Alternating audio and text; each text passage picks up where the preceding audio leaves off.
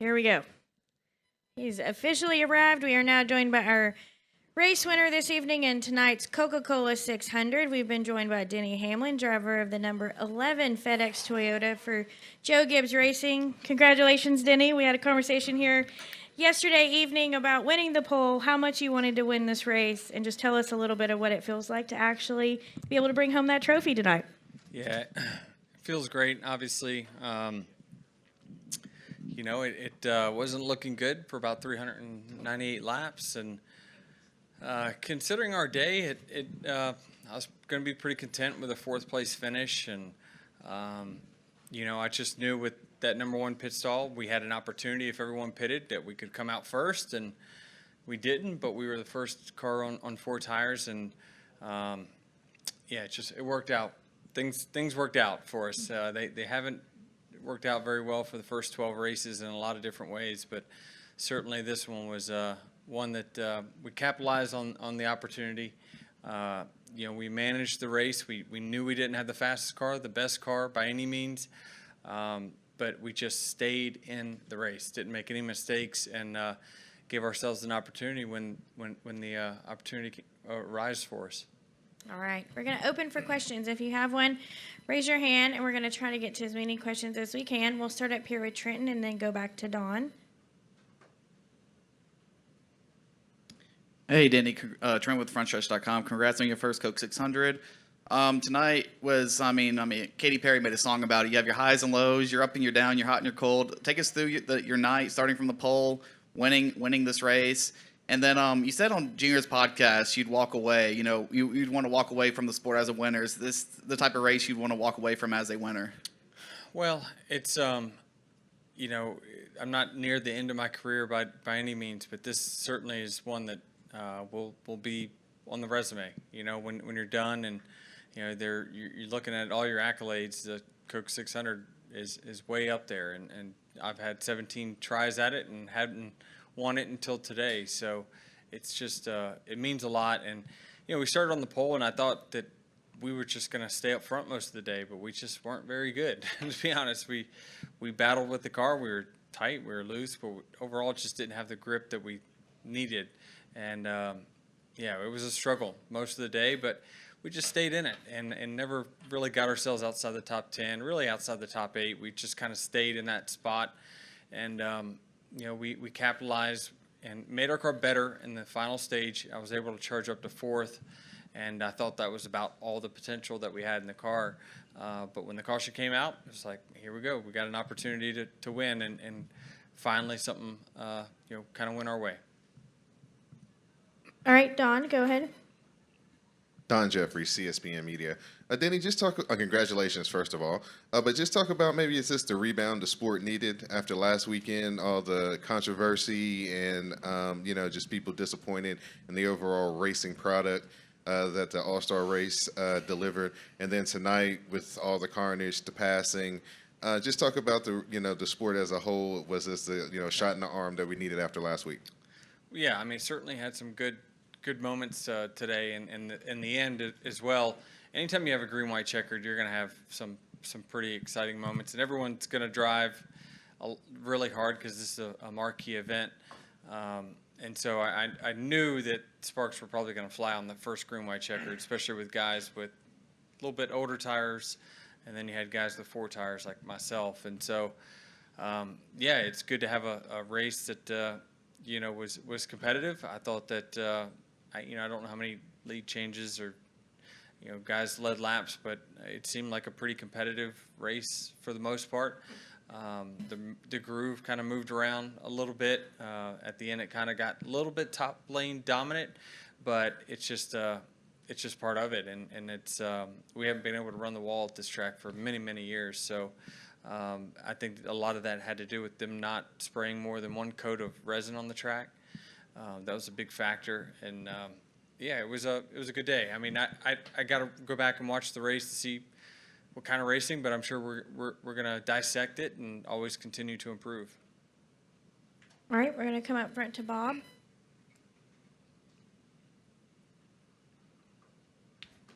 I had to the first kind of follow up on that one. You had all the tires blowing, you had guys spinning out. We saw a car get flip several times. I mean, was this a good day for the next gen car? I need to go back and watch it. Honestly, to give a proper assessment for it. Listen, we there's some work and it's going to evolve. And well, every time we change cars and we have a new generation, it takes like a significant amount of time to get it right. This was a major overhaul of a car. I mean, other than it had a steering wheel and 4 tires, there just wasn't much that was similar to the previous generation car. And that car had been honed in for a long time. This one still has some work to do. We got to do some testing to try to fix it in some areas. But in the meantime, we're still having some pretty good racing on nights like tonight, I think. I mean, I from where I was at, if you were good, you could make up positions. If you weren't, you lost some. When I was bad, I fell back, and when I was good, I was able to charge forward. So that was encouraging. But certainly, I think kind of jury's still out and trying to figure out exactly how we can make this good at every track we go to. And not considering that this is a crown jewel and one that you won the longest race in NASCAR history when it comes to miles. I believe it. What was the ETA on that? I don't. 619.5 was the miles. The ETA was a little over 5 hours, I believe. Each. Hopefully, yeah. And y'all watched every lap intently, didn't you? No breaks. All right, go ahead. Tim Olson, Burn Rubber Podcast. After a slow start to the season, do you feel a sense of relief that results are finally starting to match your pace? Yes, for sure. At the beginning of the year, we were kind of slow, and I challenged Joe Gibbs Racing to keep a win-loss record. They do in every other sport, and as a team, you know what your record is because you've got a win-loss. So we've kind of what I've kind of said is that if we've got more than one car that is capable of winning in our organization, we'll count it as a win. If we don't, then it's a loss. You can't just count on one guy to win. And we started the season 1-4, and that was not good. The only one, and we don't count super speedways, the only one was Las Vegas. And since, I don't know whether we'll count today as a win or loss. I think that I'm not sure, any of us were the top 2 cars. Again, I got to rewatch and dissect it, but I know last week our record was 8-5 at that point. So we had gone on a really good run of 7-1 over the last 8 races. So we've been trending in the right direction, and so yes, it's long-winded, but it's certainly encouraging that even when you don't have the fastest car, you can go out there and find a way to win. All right, our next question will come from Aaron.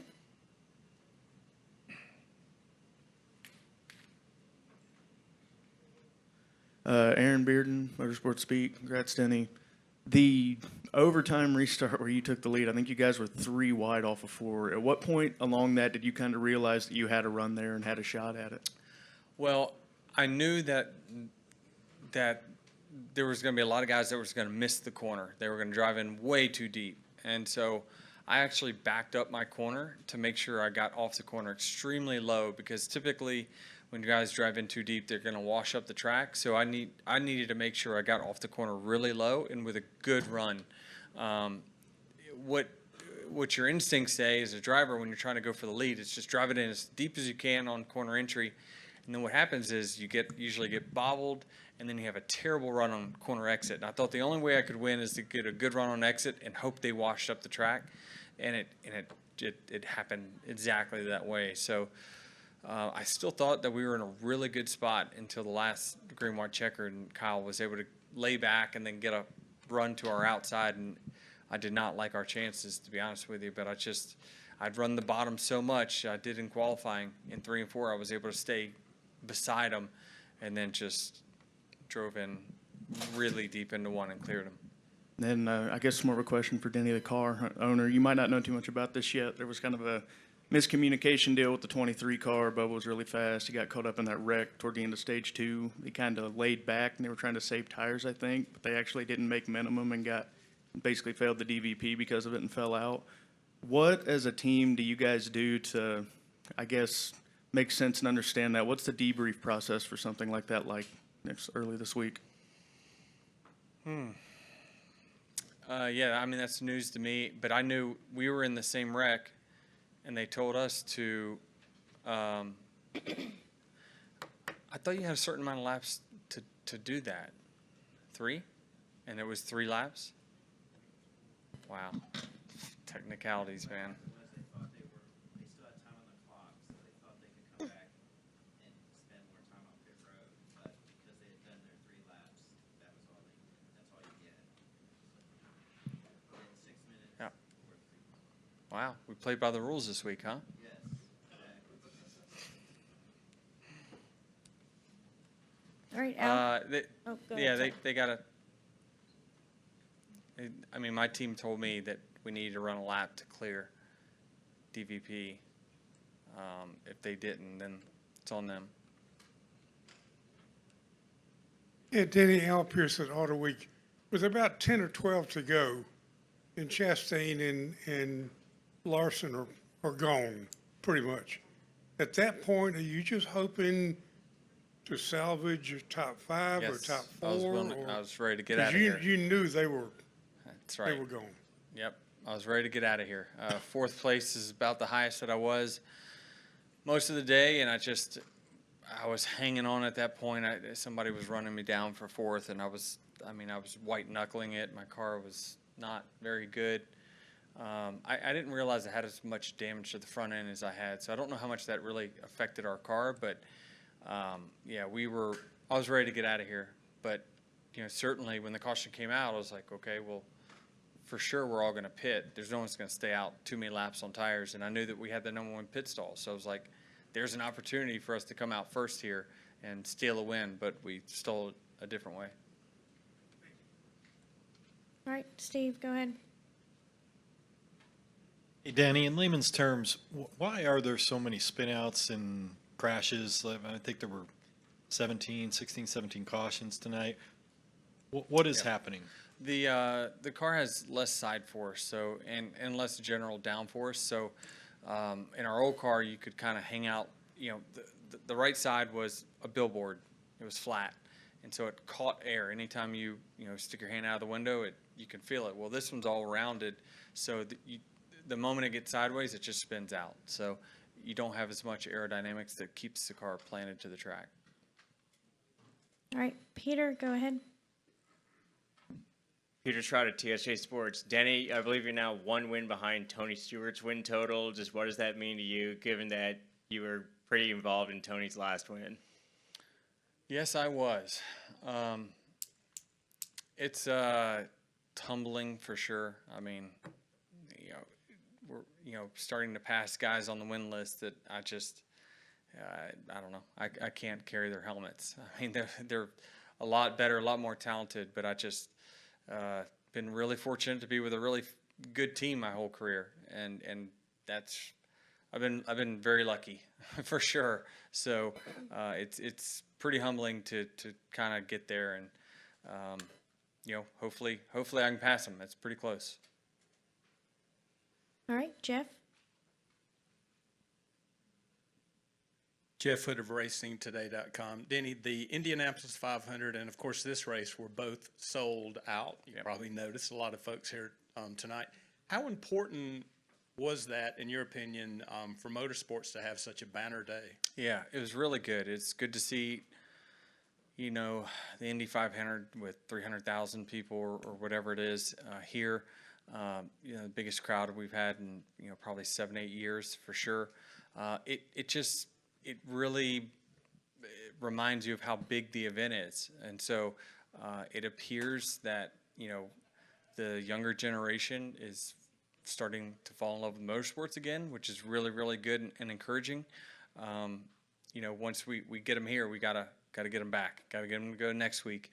That's the momentum that we hope to keep. But the fact that they are willing to come for a 5-hour and 18-minute race, it means a lot, and so they're doing a lot of good things. All right, any questions upstairs? All right, we're going to go to Noah. No, Lewis, TSJ Sports. Denny, you just learned a few things about the team cars tonight, but for you, when, you talked about at Richmond, you got out, and then it didn't take long to look down at the score and pylon and go, damn, what happened? How do you balance that? I mean, you want to celebrate the Coke 600, but also you got to put your owner hat on and go, man, another kind of rough night for the team. Yeah, I mean, it's a rough night, but also a really good night. I mean, Bubba was really fast and Kurt was fast. It just didn't work out for him. But I'm more happy about where that team's speed's showing right now. They've been some of the best Toyotas week in, week out, which is really encouraging. So they're taking what we have at JGR and they're making it better, which is the whole what we're trying to do in the first place. So it's really going well. But this win's too big for me to kind of worry about that right now, simply because of the significance of it to me. So tomorrow we'll dissect. Well, Tuesday we'll look after it. All right, go ahead. Denny, Scott Fowler from the Charlotte Observer. What was your view of the 17 when it was flipping, if anything, or on the replay, and just how dangerous or scary is that to a race car driver as opposed to a layman where it looks really scary? Yeah, I mean, those type of wrecks look scarier than they really are. Anytime that there's energy being dispersed, when it's rolling, it's getting rid of energy. You would much rather roll a car like that than blow right front and, just dead one right to the fence. So I'm sure there was other guys who probably said that they hit harder than what probably Chris said. But I watched it, the replay, when we were parked there for the red flag. It looked like his right front got caught on the edge of the turf, and that's what did it, which it's amazing that could get a car flipped over. But, yeah, I mean, we can't say much bad about turf because we hate grass. There's no place in our sport for grass, so I think that it would look like it's just a weird deal that happened that you don't see every day. All right, we're going to go to Dawn in the back, and then we're going to wrap with Matt over here. We heard during the testing for the new car just about the heat and how uncomfortable the cockpit was for the drivers. This was a very hot day. We're getting into the summer months. How did you feel as far as comfortability with the heat in the new car? I generally don't get bothered with heat as much as some other drivers do. I don't run a cool suit unless it's burning up outside. I don't know what it is. I mean, I've been doing it for forever, and I don't know if my body's just kind of used to it. It could be the way that I hydrate that changes that, but just in general, I usually just don't sweat that much. So I didn't really get bothered by the heat at all. I'm starving. That's about it. All right, we're going to take one final question so Denny can maybe get something to Maybe. eat. Go ahead, Matt. Matt Weaver, Racing America. We've talked about the championship pursuit kind of ad nauseum, adding another crown jewel to your personal resume. You talked about the significance of this win. What is kind of the immediate kind of reflection on what that means, and when does it dawn on you later that, hey, I get a chance to check off another one off the box? Yeah, I mean, every year it's just like a new opportunity, right? And we've gone into the playoffs so many times as the best car and running well, and this year it's just gone so awful for the first third that it just, you never know. This could be the year that just we sleep our way there, and I don't know, but yeah, I already got a couple wins in the first third of the season, especially with us still working to try to get good at all racetracks. I really think I'm pretty encouraged about where we're at, and I didn't really like my playoff spot simply because we didn't have very many playoff points, but no one does. There's been no domination in our sport right now from anyone, and so it's hard to find any consistency from anyone. So it's allowed the playoff points to get spread out all over the place. So there's not 2 to 3 guys like you've seen in the past that's got 40 or something entering the playoffs. You probably won't have that this year. So I think it's just going to be more wide open, and it's going to force the guys who've been up front all year to have to run every round, and you're not going to be able to just kind of walk your way to the next round like some of the guys have in the past, like we have in the past. And a question about Sam on top of the pit box. I know you guys have so much data for crew chiefs to kind of base their decisions off of. What was it like working with him, and kind of the way that he handled the pressure of, doing this job in this big of a race? Yeah, I mean, the most interesting thing I noticed is that he was really trying his best to motivate me throughout the day, and so that is good because listen, he'll be a crew chief full time one day, so it's a big difference from when he's stepped in to crew chief other times. Actually, I thought he was 1 for 1. I forgot he's done this before. He's filled in, but